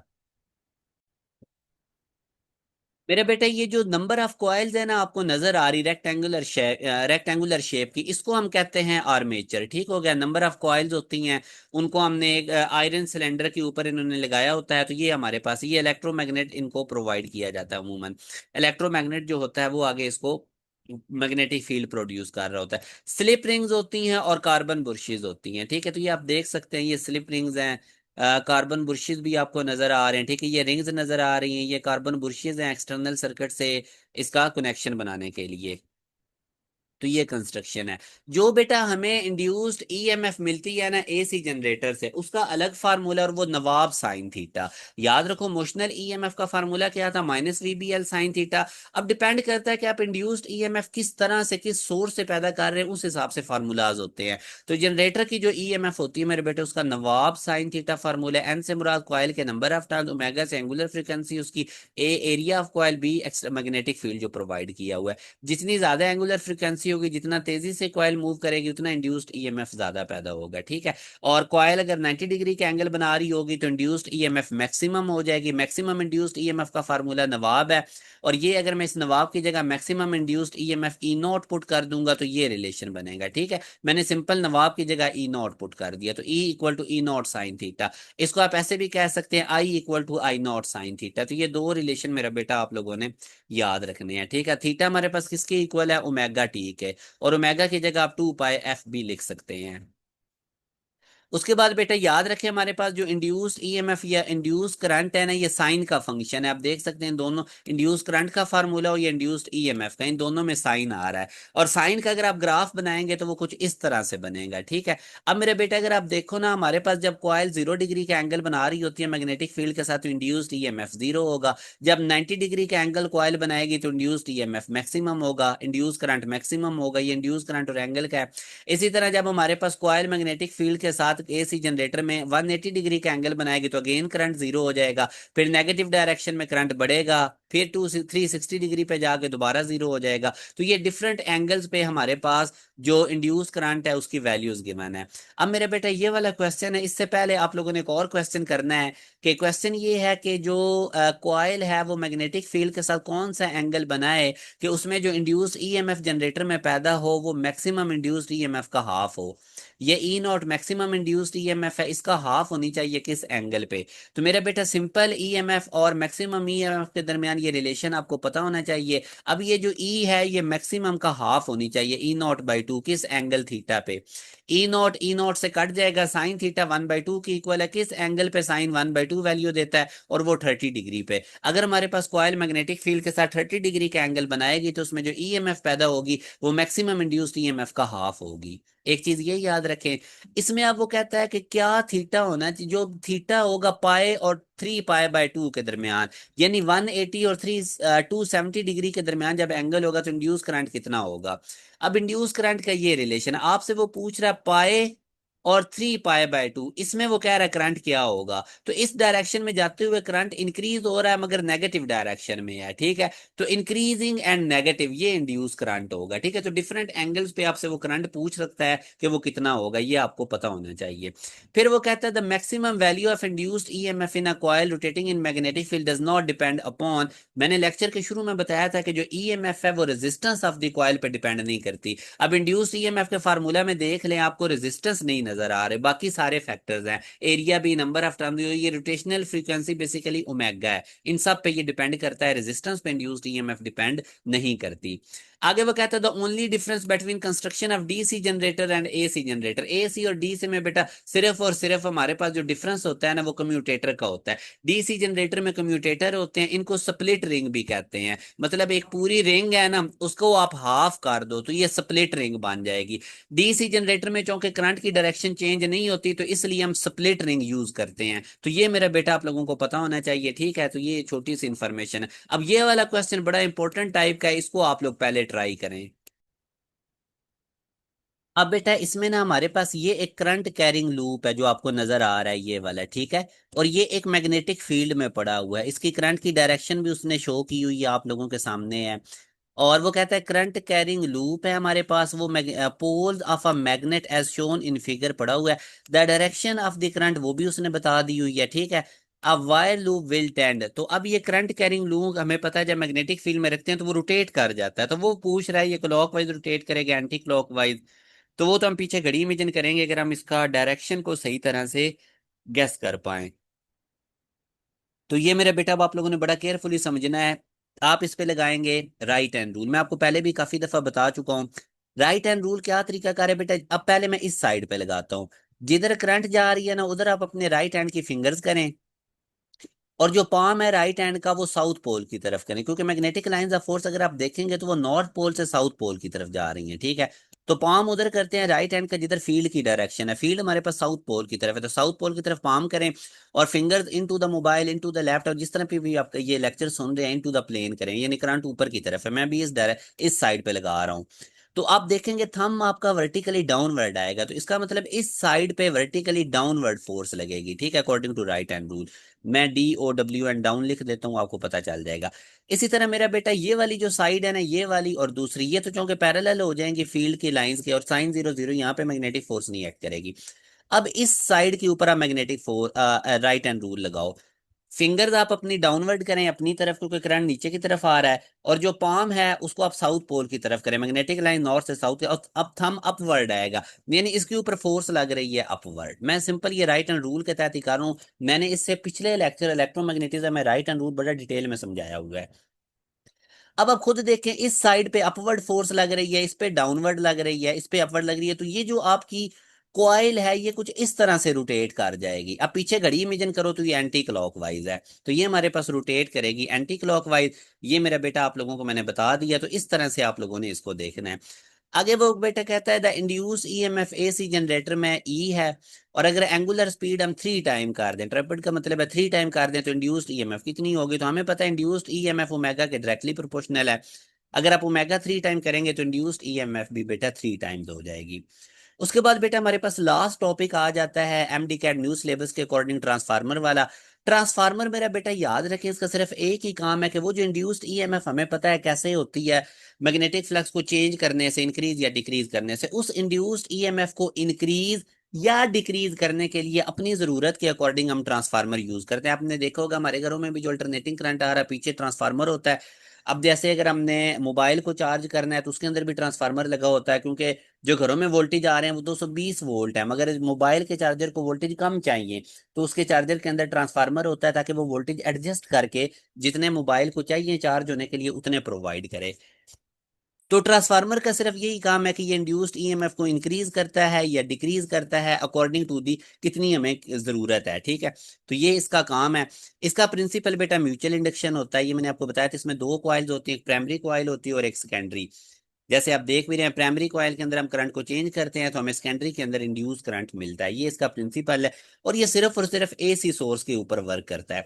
ट्रांसफार्मर के साथ याद रखें, प्राइमरी कॉइल के साथ आपने AC सोर्स लगाना है करंट का, क्योंकि वो करंट को चेंज करेगा, इंड्यूस उससे मैग्नेटिक फ्लक्स चेंज होगा, वो साथ वाली कॉइल के साथ लिंक करेगा, उसमें भी फ्लक्स चेंज होगा, और उसके अंदर EMF जो है वो इंड्यूस हो जाएगी। अच्छा मेरा बेटा, ये अब आपने याद रखना है कि अगर ट्रांसफार्मर के साथ आप DC सोर्स लगा दोगे ना इधर प्राइमरी कॉइल के साथ, तो वो वर्क ही नहीं करेगा, उसने सिर्फ AC सोर्स के साथ करना है। मेरा बेटा दो टाइप्स होती हैं ट्रांसफार्मर की, एक स्टेप अप का होता है, जिस तरह अप का मतलब है ये वोल्टेज बढ़ाने के लिए, जब भी आपने इंड्यूस EMF बढ़ानी है, वोल्टेज बढ़ाने है, तो वहां पे हम स्टेप अप ट्रांसफार्मर यूज करते हैं। मतलब अब जाहिर है स्टेप अप यूज करेंगे तो आपको वोल्टेज मिलता है, आउटपुट पे सेकेंडरी कॉइल होती है, तो सेकेंडरी कॉइल का वोल्टेज प्राइमरी से ज्यादा होना चाहिए, और सेकेंडरी कॉइल के नंबर ऑफ टर्न भी प्राइमरी से ज्यादा होने चाहिए। आपको डायग्राम में भी नजर आ रहा होगा सेकेंडरी कॉइल के नंबर ऑफ टर्न ज्यादा है। मेरे बेटे दूसरी टाइप होती है स्टेप डाउन की, अब जब आपको वोल्टेज कम चाहिए हो तो फिर हम स्टेप डाउन ट्रांसफार्मर यूज करते हैं। उसमें सेकेंडरी कॉइल का वोल्टेज डेफिनेटली प्राइमरी से कम होगा और इसके नंबर ऑफ टर्न भी कम होंगे। मेरे बेटे एक चीज याद रखें, आइडियल ट्रांसफार्मर में जितनी इनपुट पावर होती है उतनी आउटपुट होती है। पावर का अगर आप मेरा बेटा फार्मूला याद करोगे ना तो वो हमारे पास VI था। पावर का फार्मूला क्या था? VI। प्राइमरी कॉयल को जो हम करंट देते हैं वी आई के साथ पी पी आ जाएगा, ये प्राइमरी कॉयल के अंदर जो पावर जा रही है वो है। और सेकेंडरी कॉयल से जो हमें पावर मिलती है उसमें वी आई के साथ एस एस आ जाएगा। आइडियल केसेस में इनपुट पावर आउटपुट पावर के इक्वल होती है, रियल में ऐसा नहीं होता। तो बहरहाल आइडियल केसेस रखते हुए अब आप देखें, मैं अगर प्राइमरी कॉयल के वोल्टेज को सेकेंडरी कॉयल के वोल्टेज से डिवाइड कर दूं, वोल्टेज मैंने अलग कर दी है और करंट मैंने अलग कर दी है, मैंने ये वी एस मैंने उधर जाके वी पी के नीचे डिवाइड कर दिया और आई पी आई एस के नीचे। तो यहां से मेरा बेटा आप देख सकते हैं वोल्टेज और करंट में इनवर्स रिलेशन है। प्राइमरी कॉयल का वोल्टेज जो है इनवर्सली प्रोपोर्शनल है प्राइमरी कॉयल के करंट के, सेकेंडरी कॉयल का जो वोल्टेज है वो इनवर्सली प्रोपोर्शनल है सेकेंडरी कॉयल के करंट के। तो यहां से हमें पता चला कि ट्रांसफार्मर के अंदर ओम्स लॉ ओबे नहीं होता है, इसमें वोल्टेज और करंट में इनवर्स रिलेशन है। जबकि कंडक्टर सिंपल जो होते हैं उनमें वोल्टेज और करंट में डायरेक्ट रिलेशन होता है, ओम्स लॉ अप्लाई होता है। ये भी एक चीज याद रखें। आई पी आई एस मैंने डिफाइन कर दी है, आई पी प्राइमरी कॉयल का करंट है, आई एस सेकेंडरी कॉयल का करंट है। और वैसे बेटा जो प्राइमरी कॉयल की पावर होती है ना रियल केसेस में वो ज्यादा होती है सेकेंडरी से, क्योंकि सेकेंडरी से आपको आउटपुट मिलना होता है और वहां पर पावर लॉसेस भी हो रहे होते हैं। अंदर एडी करंट्स होता है, मैग्नेटिक हिस्टेरिसिस होती है, ये मैं आगे आपको बताता हूँ। एडी पावर लॉसेस बेसिकली दो चीजों की वजह से होते हैं, जिस तरह प्राइमरी कॉयल का पावर ज्यादा है मगर सेकेंडरी कॉयल में कम हो जाता है, तो एडी करंट और हिस्टेरिसिस। एडी करंट्स होता है मेरा बेटा जो आपको ये इंड्यूस करंट मिल रहा है ना, इसकी वजह से एक और इंड्यूस करंट पैदा हो जाता है, तो वो इस इंड्यूस करंट को अपोज करने लग जाता है जो सेकेंडरी कॉयल में होता है। तो इसके लिए फिर लेमिनेशन की जाती है इनकी कॉइल्स के दरमियान इस एडी करंट्स को रिड्यूस करने के लिए। और ये जो एडी करंट्स है ये मैग्नेटिक फ्लक्स के परपेंडिकुलर होता है। मैग्नेटिक हिस्टेरिसिस मेरा बेटा होता है कि कितनी आपकी एनर्जी कंज्यूम हो रही है किसी कोर को मैग्नेटाइज या डीमैग्नेटाइज करने के लिए। कॉइल ज़ाहिर है कोर के ऊपर होती है, तो इसलिए रिकमेंड किया जाता है सॉफ्ट आयरन कोर यूज करे, क्योंकि उसके ऊपर कम एनर्जी लगती है, उसको मैग्नेटाइज डीमैग्नेटाइज करने में बहुत कम एनर्जी यूज होती है। ऑन दी अदर हैंड आप लोग अगर इसकी जगह स्टील यूज करें तो उसको तो मैग्नेटाइज डीमैग्नेटाइज करने में ज्यादा एनर्जी होगी, तो ग्राफ बनाएंगे तो वो ज्यादा एरिया कवर कर रहा होगा। ठीक है, तो मैग्नेटिक स्टाइल से सॉफ्ट आयरन यूज जैसी आप कोर यूज करें ताकि कम एनर्जी लगे मैग्नेटाइज डीमैग्नेटाइज करने में, उसका ग्राफ भी आपको कम एरिया कवर करता मिलेगा। एफिशिएंसी ट्रांसफार्मर की कैसे होती है बेटा, आउटपुट को इनपुट पे डिवाइड करें मल्टीप्लाई बाय 100 कर दें, और एफिशिएंसी तभी इंक्रीज कर सकते हो जब आप पावर लॉसेस को रिड्यूस करोगे। और पावर लॉसेस रिड्यूस करने के लिए मैंने आपको बता दिया शीट्स में लेमिनेशन करें ताकि एडी करंट्स डिक्रीज हो जाएं, रेजिस्टेंस कॉइल की कम रखें और एरिया ऑफ हिस्टैरिसीस लूप कम रखें। वो तभी कम होगा जब आप कोर सॉफ्ट आयरन की यूज करेंगे, तो वो आसानी से मैग्नेटाइज और डीमैग्नेटाइज हो जाएगा। तो इस टाइप के मेरे बेटा पास पेपर में क्वेश्चंस आए हुए हैं। जिस तरह वो कह रहा है कि एक प्राइमरी और एक सेकेंडरी कॉइल है ट्रांसफार्मर के, उनके नंबर ऑफ टर्न्स उसने बता दिए हैं। फिर वो कहता है प्राइमरी कॉइल के साथ 9 वोल्ट की बैटरी लगा दी है, तो सेकेंडरी का वोल्टेज क्या होगा। तो ढेर सारे बच्चे हैं जो इसमें कैलकुलेशन शुरू हो जाएंगे। मैंने आपको बताया था कि ट्रांसफार्मर डीसी बैटरी के साथ काम ही नहीं करता, याद आया आप लोगों को? ये मैंने बताया था। ये मैंने मेरा बेटा इधर देखो ना, ये देखो मैंने कहा था कि प्राइमरी कॉइल के साथ एसी सोर्स होना चाहिए, वो करंट को चेंज करेगा, मैग्नेटिक फ्लक्स चेंज होगा, वो लिंक करेगा दूसरी कॉइल के साथ, उसमें मैग्नेटिक फ्लक्स चेंज होगा तो इंड्यूस करंट पैदा होगा। तो मेरा बेटा याद रखना ट्रांसफार्मर कभी भी बैटरी के साथ काम नहीं करता, ठीक है, तो इसका सेकेंडरी का वोल्टेज जीरो होगा। तो ये इसी तरह आप देखें विच quantity is increase in step down transformer. अब स्टेप डाउन ट्रांसफार्मर में हमें पता है कि वोल्टेज क्या होता है सेकेंडरी का, कम होता है, तो करंट क्या हो जाएगा ज्यादा, करंट क्या हो जाएगा सेकेंडरी का ज्यादा। समझ लगी मेरी बात की। और जो पावर है वो क्या रहती है कांस्टेंट, एक चीज बड़े और दूसरी कम हो तो उनकी प्रोडक्ट क्या रहती है कांस्टेंट। ठीक है, तो अब अगर हमारे पास स्टेप डाउन ट्रांसफार्मर में वोल्टेज कम हो रहा है तो करंट क्या हो जाएगा ज्यादा। मैंने आपको बताया था ना कि वोल्टेज और करंट का इनवर्स रिलेशन होता है ट्रांसफार्मर के अंदर। फिर वो कहते हैं in step up transformer voltage in the secondary increasing and power in the secondary. तो पावर याद रखें कांस्टेंट रहती है, वोल्टेज और करंट का इनवर्स रिलेशन है, इन दोनों की प्रोडक्ट पावर है, तो पावर हमारे पास कांस्टेंट रहती है ट्रांसफार्मर के अंदर। मेरे बेटा ट्रांसफार्मर रेशियो कहते हैं number of turns to the secondary coil to the number of turns to the primary coil, इन दोनों नंबर ऑफ टर्न्स की रेशियो को हम कहते हैं ट्रांसफार्मर रेशियो। जो ट्रांसफार्मर रेशियो स्टेप अप में, अब स्टेप अप में हमें पता है सेकेंडरी के नंबर ऑफ टर्न ज्यादा होते हैं प्राइमरी से, तो अब जब नोमिनेटर वाली क्वांटिटी बड़ी होगी तो इनकी जो रेशियो है वो 1 से बड़ी आएगी। ठीक है, स्टेप अप के अंदर ये क्या होगी ग्रेटर देन 1। इसी तरह मेरा बेटा ये ट्रांसफार्मर रेशियो का आप लोगों ने फार्मूला याद रखना है, ठीक है, N S over N P equal to V S over V P. और अगर यहाँ पे वो स्टेप डाउन की बात करता तो उस केस में जो सेकेंडरी के नंबर ऑफ टर्न्स हैं वो कम होने थे प्राइमरी के नंबर ऑफ टर्न से, तो इसलिए जो हमारी रेशियो होनी थी वो लेस देन 1 होनी थी। तो ये मेरा बेटा आज सारा मैंने आप लोगों को electromagnetic induction one short lecture में कंप्लीट करवाया। मेरा बेटा ये पास एम डी कैट प्रिपरेशन वाली हमारी सीरीज आप लोगों के लिए बहुत ज्यादा इफेक्टिव है। सबसे पहले हम आप लोगों को सारे सब्जेक्ट्स का कोर्स कवर करवाएंगे। हमारी पूरी कोशिश है अगस्त के एंड से पहले पहले हम खत्म करवा दें। सितंबर का पूरा महीना आप लोगों का टेस्ट सेशन लिया जाएगा। इस चैनल को खुद भी सब्सक्राइब करें, आप लोगों का फर्ज है दोस्तों के साथ भी शेयर करें, कॉलेज के अपने ग्रुप्स में भी शेयर करें। इतनी एफर्ट कर रहे हैं, रेलेवेंट हाई क्वालिटी आपको दे रहे हैं, तो आप लोगों का भी फर्ज है कि आगे आप लोगों ने मैक्सिमम इनको शेयर करना है। अपना ख्याल रखिएगा, दुआओं में याद रखिएगा। मिलते हैं न्यू चैप्टर के साथ, अल्टरनेटिंग करंट। अल्लाह हाफिज।